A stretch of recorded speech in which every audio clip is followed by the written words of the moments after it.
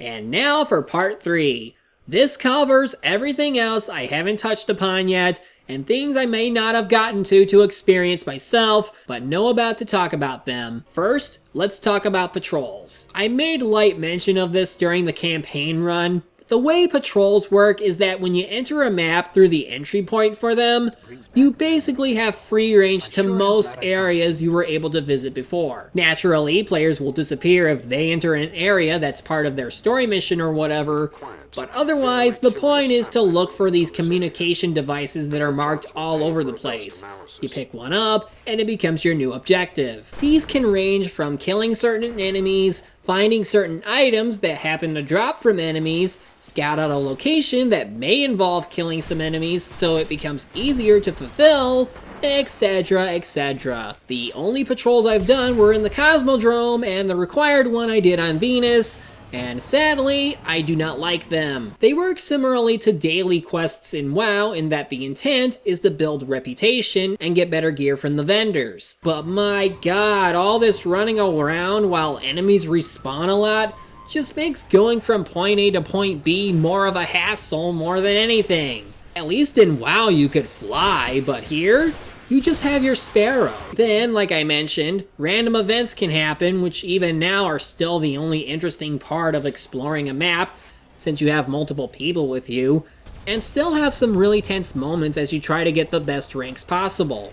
At any rate, this is one of those things that people complain about in WoW, as daily quests are nothing but you repeating the same thing every day, just grinding away to get the good stuff. That's not to say every game isn't without a little grinding every now and then, but in a shooter game, you want to be fighting enemy players or progressing through some sort of story. Yet there's little from this, and you get the same ones every time. Well, I suppose strikes would be a bit more beneficial then, since like story missions, they contain some elements of storytelling, but require more than one person. Now you can form a fire team with like people from your friends list, or just use the game's matchmaking system. It'll match you with people around your level and warp you in. Though depending on whether or not the group's made progress, you may end up further into a mission instead of starting out like a normal. That's fine, since it means getting the missions done quicker, and you can get loot faster. Something I didn't mention before was how the loot system works. While weapons, armor, and other items drop off enemies, you can also buy them from the many vendors that occupy the hub areas. Some require your standard currency, while others require you to get tokens or obtain enough faction rep to purchase them.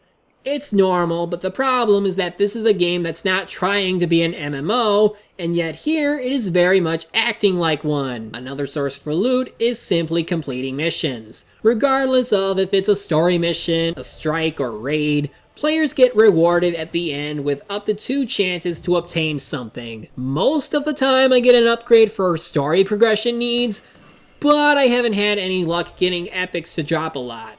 I remember it happening once, and that's through PvP. Yeah, you can get them from the Crucible stuff as well. And actually, there's something to bring up on that when we get to it, but right now, one last thing about loot is when you can get them from engrams. Engrams, like most gear, come in the standard color rarity. So you take them to the Cryptarch, who opens them for free, thankfully, and what's inside is up to chance. They list what you can get, but it seems silly that for higher quality ones, starting with purple, that they still grant you mostly blues and leave it to chance for a purple. If you're going to give them the same rarity chances as the regular items, why even bother setting up different loot drops when it should just match the quality of the engram? If I get a purple engram, I should just get a purple item and leave the randomness to just what type of gear piece it could be. Next, let's talk about raids. Unfortunately, I was unable to get into any of them, though at this point I lost so much interest in the game that I couldn't find time for it.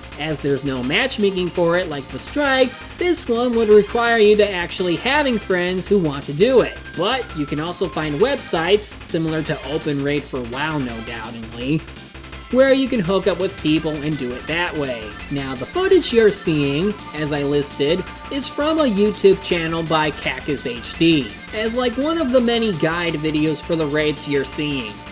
But it's at this point I want to say that even without stepping foot into them myself, They are actually more complex than even strikes. See, while it's true that raids are essentially one part of a game you can't easily access since it mostly requires you to know people or a willingness to group with strangers, and a working mic to even do them efficiently, honestly, that's something I don't mind seeing in games. As someone who's played WoW most of his life, I can tell you that raids aren't just a matter of going in to experience the lore and content. It's more of a commitment, or a sign that you want to achieve something more than just your standard kill this and that in dungeons. Raids are meant to be the next step in cooperative gameplay.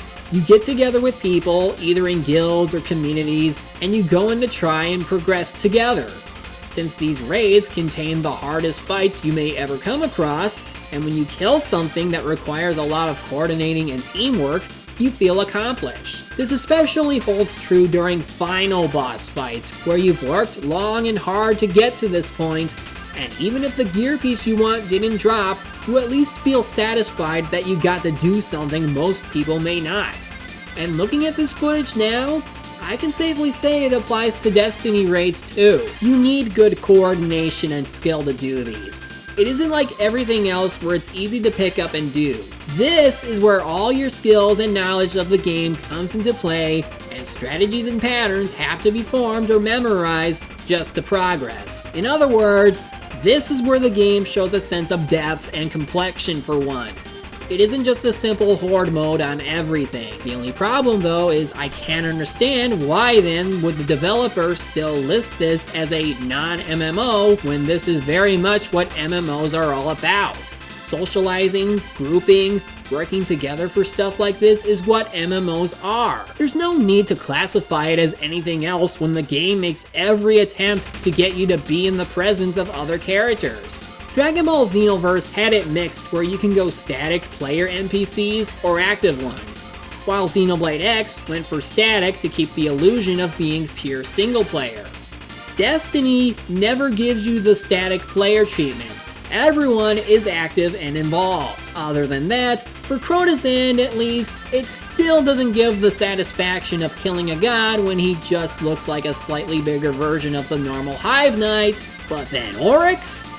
Well, the fight looks pretty epic at least. It's just too bad story closure doesn't appear anything major. Like, only the campaign missions give you any sense of story progression, and this was just a side story while we still wait on the Traveler to do something. And now the last thing that seemingly everyone who plays an FPS cares for the most out of anything else, the multiplayer. Well, besides raids, it seems PvP is the only thing most of the care and attention was given. There are plenty of modes to choose from, so let's start with Control. It's your standard capture point mode where you have to capture certain zones and defend them to earn points. Have the most points by the end of the match, or reach a certain amount, and you win. Goes without saying for every mode out there. There is like a playlist of maps for the modes that change up once in a while, so it gives you reason to come back every now and then, just to see the different maps. One thing though is that you don't have to be max level to do the PvP, though you'll feel outmatched like I am here when everyone has better gear than you. Anyway, next there's Rift, where players have to grab a spark and carry it to the enemy team. Now this one is a little fun, since killing the player with the spark will force it to go into reset mode. So it adds a little bit of tension, since while kills can add points for your team, the real marks come from getting the sparks to the other side. It also helps that the maps have different routes you can take to try and reach the goal. So it gives reason to strategize, though it helps further to have mics ready if you want to coordinate better. In Clash, you simply have to kill enemies from the other team and have the higher score count. That's all. There's also Skirmish, which is just a smaller version of it, but Rumble? Now it's a free-for-all. Kill anything that moves, but don't be surprised if you get your ass kicked like I did.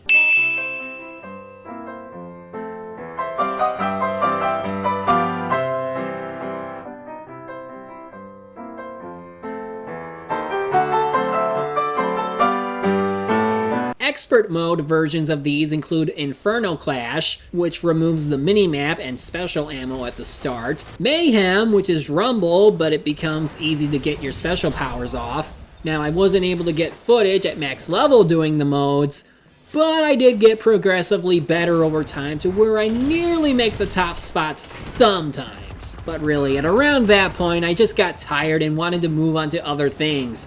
It just didn't keep my attention long enough to really stick with me entirely. One last thing about the loot thing for PvP, or anytime you group up with people, they show your kill-death ratio and crap, and it will even do the usual rank thing where those who do best are up higher on the ladder.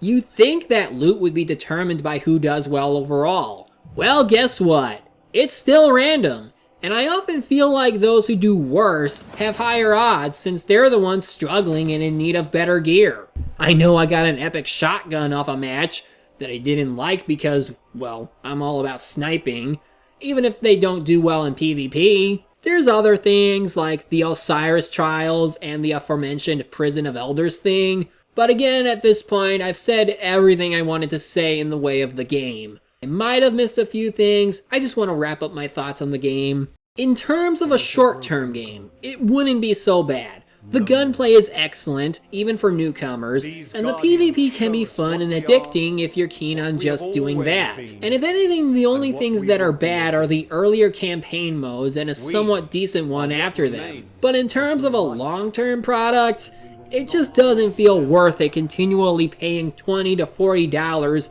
on expansions when each individual piece feels like they should have been part of the main game, or have more free content to sustain you for a long time before the next one. At this point in time, it would feel like this entire experience is worth $140 if you started playing since Destiny's release. And that's not counting the online passes for your game consoles and the recent addition of microtransactions. Otherwise, newcomers are lucky that they only get to pay $60 for all of that. And really, that's the thing. It all should have been $60 from the start, since together it would feel like a complete game. And unless you have that MMO tenacity where you don't mind the grind and content is worth replaying over and over, there's not much reason to keep putting money into something that will either just repeat itself while progressing little to nothing in main plot, or just repeat itself while providing less and less. I'm hoping Taken King was the start of better management to the expansions and better treatment of the single player experience, since the first two were bad examples of expansion releases, but until they can pick themselves up, I just can't really see myself investing any more money into this. I'd say wait for more legendary editions every few expansions. And there you have it. That's my Destiny experience. Average at best. I'm going back to Xenoblade. I got skeletons to fly around in. Don't worry about the